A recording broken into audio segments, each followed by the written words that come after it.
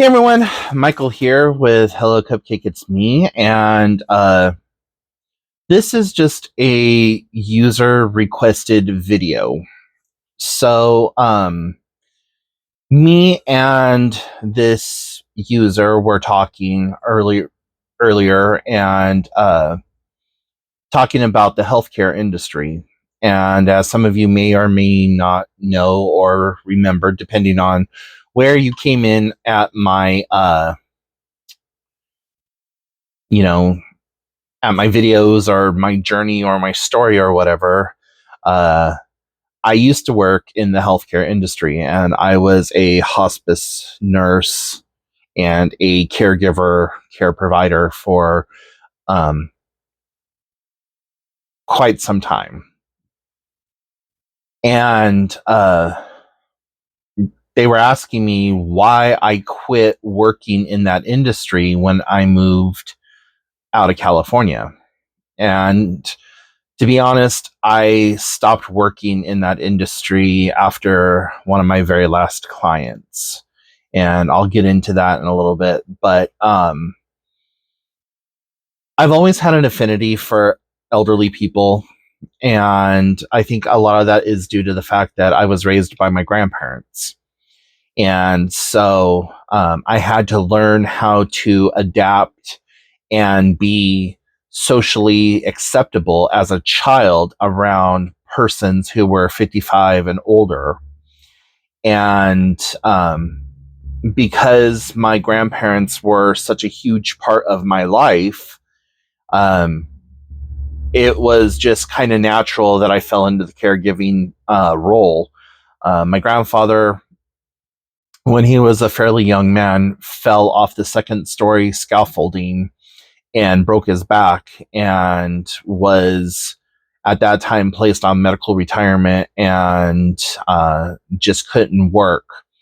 And so for most of his life, if not, well, yeah, after that injury, he received a steel workers union pension plus Social Security, disability, and a few other things. And this was back in like the 60s, 70s, 80s, 90s. He passed away in like 94, 95. So, anyways, uh, so growing up, I was always, helping my grandparents and getting him in and out of his wheelchair. And then he had a stroke when he was about 52, 53, that paralyzed his left side. And so he really needed help getting around after that. And so, just kind of fell into that. And loving my grandparents the way that I did, I wanted to continue to be able to help them, or like help the geriatric population. And so one of my very first clients was this beautiful older woman. I believe she was at the time 84, 85, and was a Holocaust survivor. The tattoo on her arm, the whole nine yards, just a beautiful woman named Amelia. And she would tell me the stories about her surviving the Holocaust. And when she was 12, that was the last time that she saw her parents. I don't remember where they were. They were in Poland being moved. They were being moved somewhere from Poland. She wasn't in Auschwitz, but she was in one of the other like bigger concentration camps. And for the life of me, I cannot remember which one it was now. But she was telling me how back in those times when she was so young, that they really didn't know what was going on. They knew that there was a war happening, and there were rumors that the SS troops were coming through and relocating Jewish people. And that, that's basically all that they really knew. And that these uh, relocation raids were happening more and more frequently. And she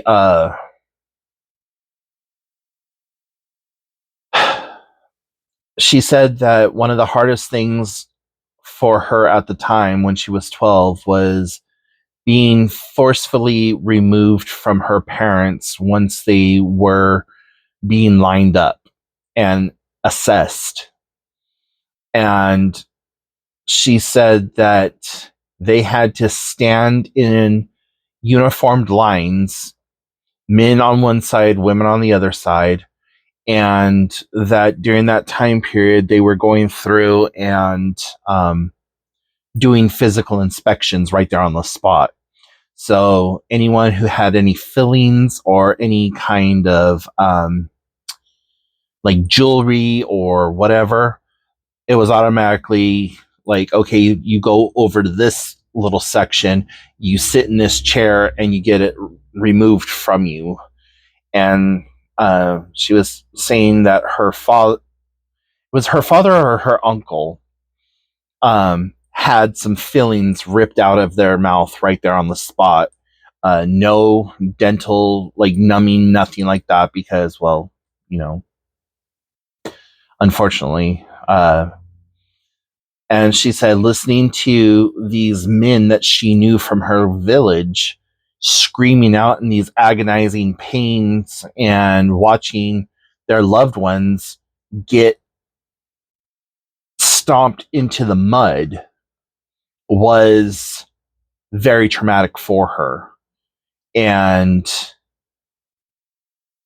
they didn't separate her from her mother right away. The women, went and they went into their own camps. She said, but that was the last time that she had seen her father, her brother, and her uncle was at the inspections. She said that it was around the fall of her 12th year going into her 13th year that her mom was removed from her. And they had gone to several detention centers at that point. And the last thing that she remembers seeing of her mom was her mom was placed onto a train, and she had to watch her mom get pulled away, and her sister held her hand and, just, holding on to her, like both of them crying, watching their mother get pulled away. And as the train went, she was divided from her sister because her sister was a little bit older than her. So she went into another like this other little camp, and the younger kids went into this other little camp. So not only did she lose her father, her brother, and her uncle, like a few months later, she's forcefully removed from her mother, and within an hour or so was separated yet from her sister.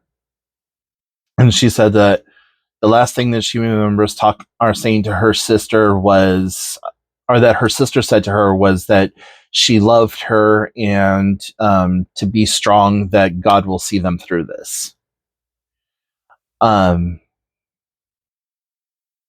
So she really didn't go into much detail about like her experience as being this 12, 13-year-old girl in the concentration camps. And she did say, though, that she was like one of the labor force that was responsible for like tending to the clothing and like mending and doing whatever they needed to do, like, domestic duties. And that she had been um, sexually assaulted a couple of times um, during one of her stays at one of the camps that she was at, and that just became kind of like a normal thing. Like if you looked too pretty or you were too nice or whatever, that 9 times out of 10 you were going to be the one that was singled out. Or if you were too strong-willed, you were going to be singled out and taken advantage of. And she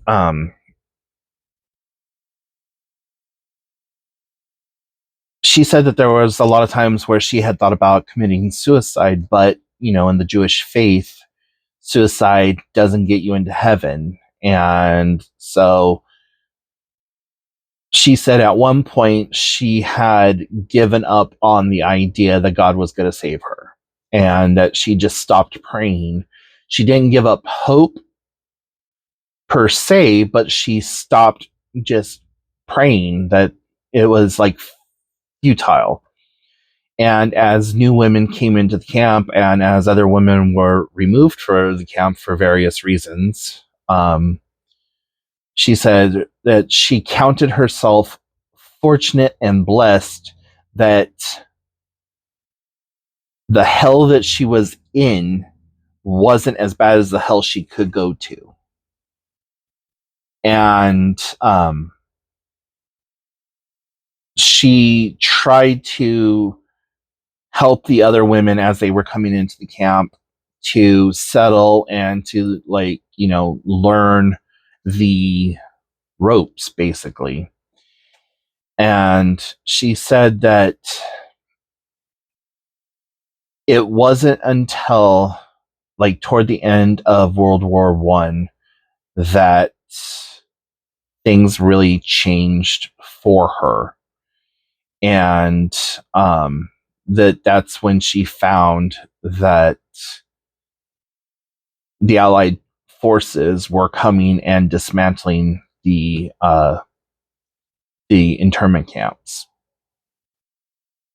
And she said that when the Allied forces came into their region, that there was a lot of fighting back and forth, and that some of the people in the camp were fatally injured during that time period, and that a lot of the camp workers,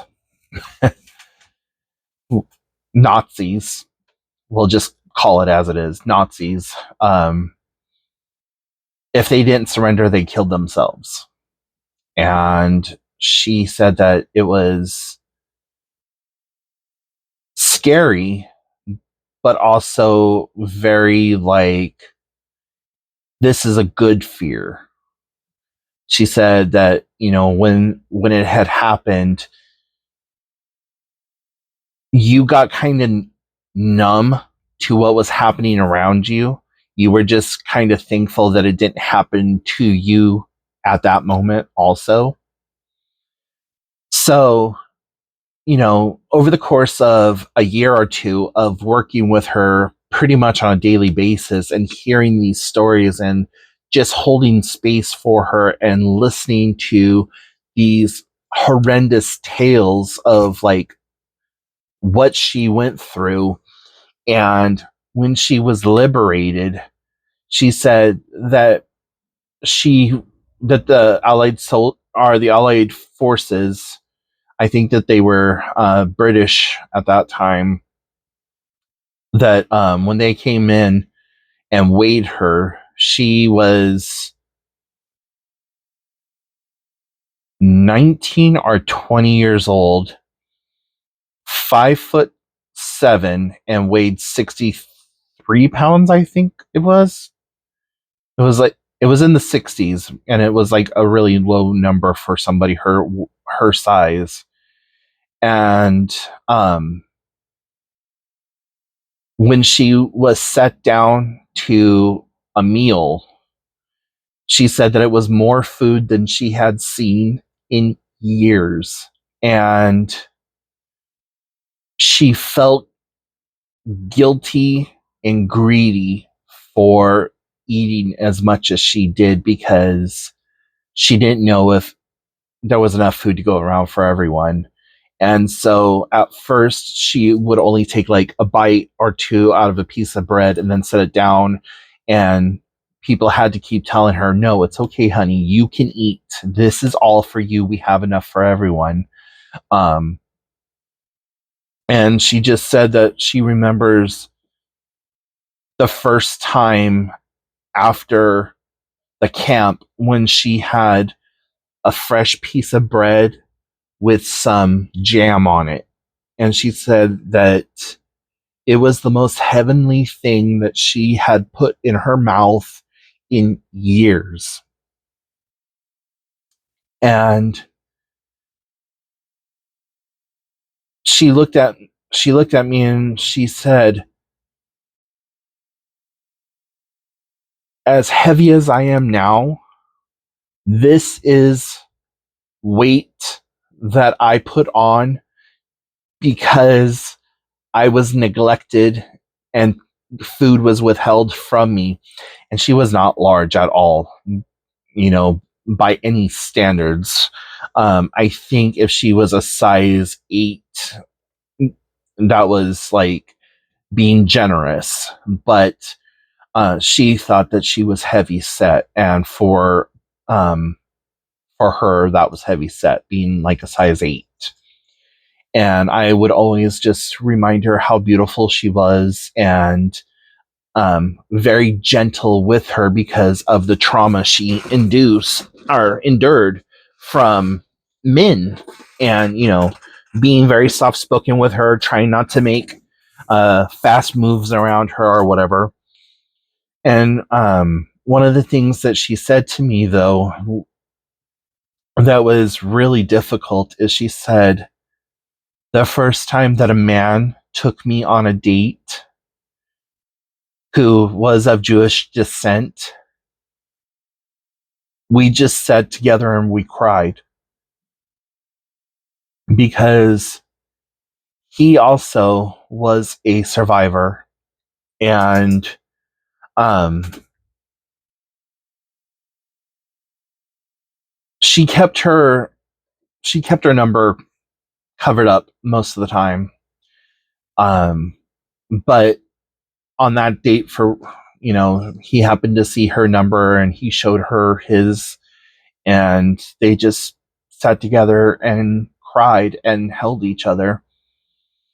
And she said that when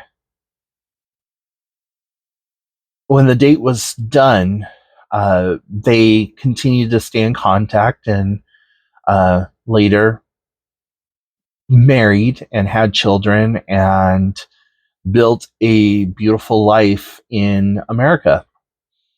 And the first place that they lived was in the Milwaukee area, and that they eventually, through years of birth and transfers for work and this, that, and the other thing, made it out to Los Angeles. And her children happened to be living in the area, and they were no longer able to care for her, and so they had her in this assisted facility. And it was just this wondrous, glorious story of how this woman went through all these trials and tribulations and then was placed into a home because her children weren't able to take care of her at that point. And she said, even though the conditions here at this home are not good, they are far better than what she's been in. And she just reminded herself of that daily, and that's what helped her get through. And so that night when she had told me that story, I was helping her get ready for her for bed, and she was my last patient of the night, or resident, I should say, my last resident of the night, before I had to go do my charting and stuff. And so I was gently brushing her hair and helping her get ready or whatever, uh, laid her down into bed, and told her, I said, well, sweetheart, I'm not going to see you tomorrow because I have the day off. I won't be back for 2-3 days. And she's like, okay, well, you take care, hun. And she always did that. She always, tapped the back of my hand. You take care, hun. And so left, went and did my charting or whatever, and then I went home, and I always tried to keep my work life and my home life separate, especially dealing with stuff like that. And when I came back to work a couple of days later, um, as soon as I got checked in and got my orders for my shift or whatever, I went straight to her room to let her know that I was there, and her room was cleaned out. And I asked them, I'm like, where's Amelia? And they're all like, Michael, I'm sorry, she passed away. And I just stood there looking at her empty room, and I started crying. Like, you know, here was this sweet, beautiful woman who had all these horrible, horrible things happen to her. And then just damn near instantly was gone. And her whole room was completely stripped of all of her personal belongings. And there was no trace of her. I was like, I can't do this. And I'd had other residents pass away on me and things like that, but for whatever reason, Amelia hit my heart.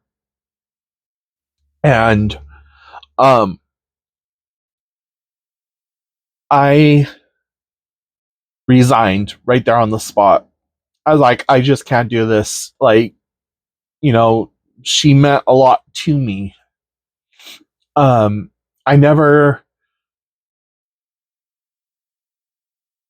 found out, like, if her kids had any kind of funeral service for her or anything like that.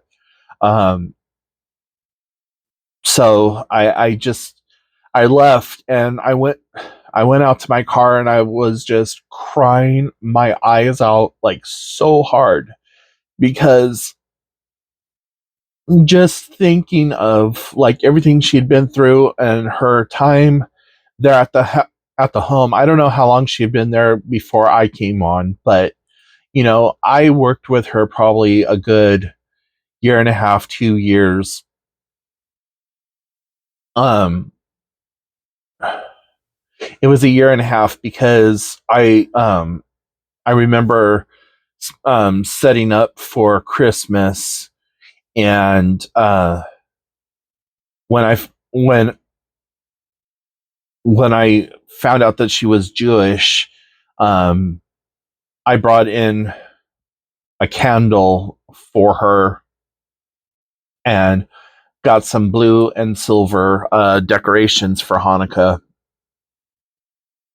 And so I gave her a little gift for Hanukkah or whatever. I know you were supposed to do 8, but I didn't have the money for 8. I just gave her a small little, I think it was a box of See's chocolates or something like that. Just something kind of personal just like, here, honey. Um, but she really hit me hard. And then I stepped away from the healthcare industry for a little while, and then I went back.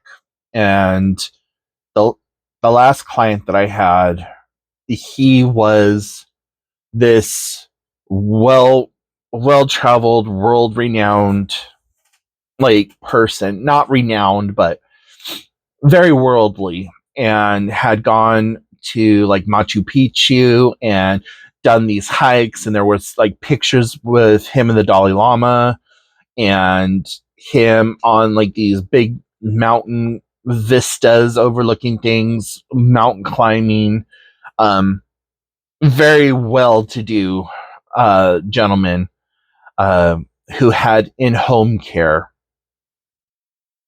and was living in old Hollywood, like where the money, the money was. Okay, like um, and actually, he wasn't in Hollywood; he was in the Valley. And anyone from California knows the difference between Hollywood and the Valley. So he was actually in the Laurel Hills area, like the old Hollywood Laurel Hills, north, or what was that, south side of Ventura Boulevard. So up in the hills. And when I went to work for him, I was doing 4 days on, 3 days off, living home care. And the guy that I was relieving was a fucking sleaze bag. Just disgusting. Every time I saw him, my skin crawled. And we had a shared living space. So he had been there for, I think he said 10 years. And he wanted to do some, he just wanted some time off for himself. And I guess I was one of 30, 40 people who had come through in that 10 years. But anyways, looking at this man's house and like the beautiful photos of him in his prime, just like this good looking gorgeous man, versus the withered man that I saw, was heartbreaking. And the company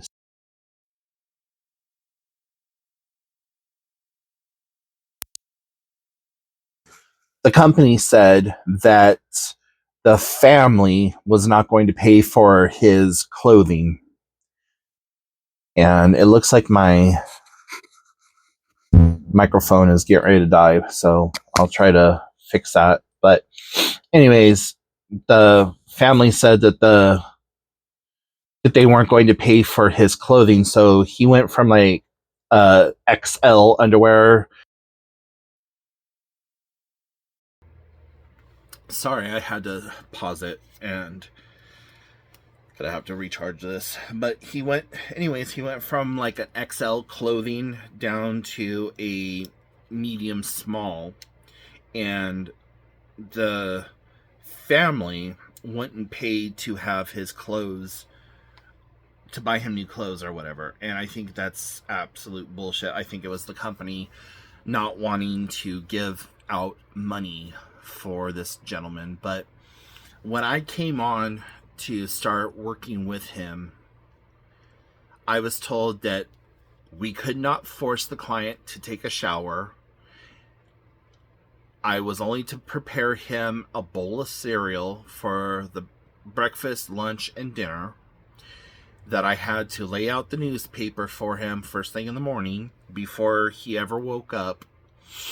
And that when he woke up in the morning, I was to have his breakfast ready so that he could sit down, eat and then I was to strip the bedding and put all new bedding on there and have his clothes laundered and taken care of. And I was given $100 or $150 for my 4 days on for food.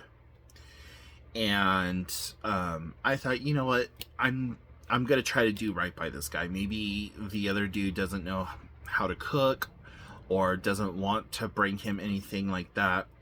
So I took that money that I had for food for the week, and I went to the grocery store and bought some easily digestible food for a person of his age, and cooked up a really nice lunch for him and prepared it and set it down for him, and changed all of his bedding and stuff. And he would call me boy. He didn't care to learn my name, so it was always boy. Hey, I'm like, yes sir, how can I help you? And he's like, where's my breakfast? And I said, well, I prepared this for you. He's like, I appreciate it, but I would like my bowl of cereal, please. I was like, yes sir. So got his bowl of cereal, put his milk in the microwave for exactly 30 seconds, just enough to take the chill off and warm it up some, poured it over over his cereal for him, had his paper set out, and went back to cleaning his room. And I asked him, would you like to take a shower? He said no. I said, can I at least give you a sponge bath or give you like some kind of cleaning cloth? No, wasn't interested in any of that. There was this much dirt in his bathtub, and I was told that he hadn't been bathed in over 8 months, and that's elder abuse and neglect. And I was told that I needed to keep my mouth shut about that. So that was strike one with that company. Strike two is when I came on to one of my shifts. The other caretaker that I was replacing, or relieving I should say, came and answered the door in these ripped up gray sweatpants, no underwear on underneath it, looking like goddamn it to hell. The living space smelled horrendously, and when he left, I started like disinfecting the whole area. Like I never slept on the bed. I always slept on like the little love seat thing that was there. But as I was cleaning up, there was condom wrappers and a used thing of lube, and that pissed me off and grossed me out. And I said absolutely not, and I made a report, because I didn't know if he was using that on the client, or if he was having people come over to the house and doing whatever with whoever in the client's house. That was strike two. Strike three came when I was told by my direct manager, boss, whoever you want to call it, that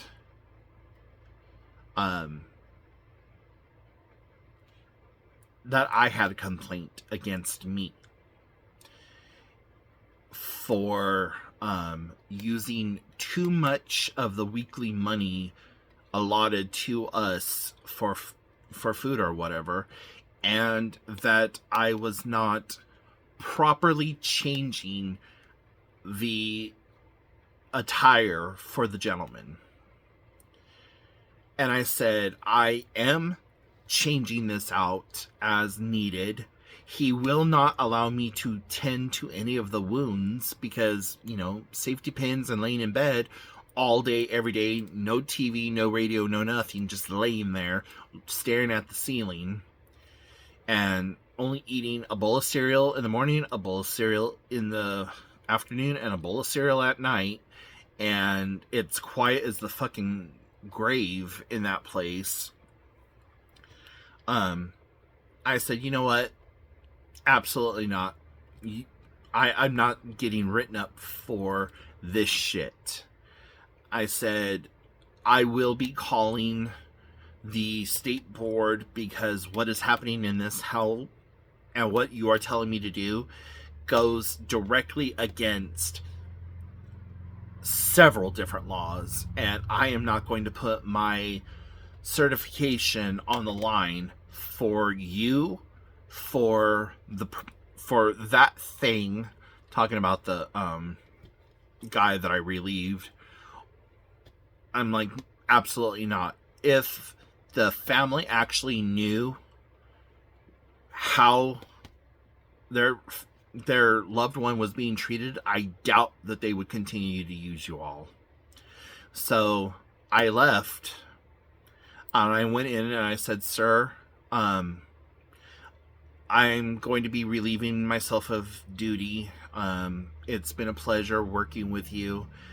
I hope for the best. And he's like, okay, well, thank you, boy. And I got my car, and on my old ass Nokia cell phone, I pulled the antenna out and I dialed the state board, and I launched a complaint against the company, against my direct supervisor, against that the person that I was relieving. I think his name was like Randy or something like that, and laid it all down, time, date, the whole 9 yards, and drove from Laurel Heights to Sherman Oaks and stayed with my cousin for a day or two, and just like made this whole report. And that was the last time that I was in healthcare, because I just couldn't stand dealing with that kind of bullshit anymore. So fast forward to now, I am a mental health advocate, as y'all know, and I talk a lot about my own mental health, and I have become a peer counselor, and I'm in therapy and all that other stuff, but I have never gone back into an office, gone back into working for any kind of situation. Not that I can now, being on SSDI or whatever, but it's still, that has left a really bad taste in my mouth. And so the person who reached out and asked me if I would make a video about Amelia, just wanted me to kind of talk about that on camera. So here it is. If you've made it this far, thank you so much. If you have similar experiences with nursing homes or care facilities or whatever with loved ones, I would love to hear it. Put them in the comments section down below. But I will try to get back to you guys on Wednesday. I have a barbecue that I'm going to with a group of people from the pool, so I'm really looking forward to that. So anyways, yeah, like I said, any questions, comments, concerns, put them in the comment section down below. And if you have any questions or would like for me to talk about something in particular, put that down below. Let me know. Shoot me an email, hellocupcakeitsme@gmail.com, or just, like I said, down below. Anyways, talk to y'all later. Bye, guys. Boop.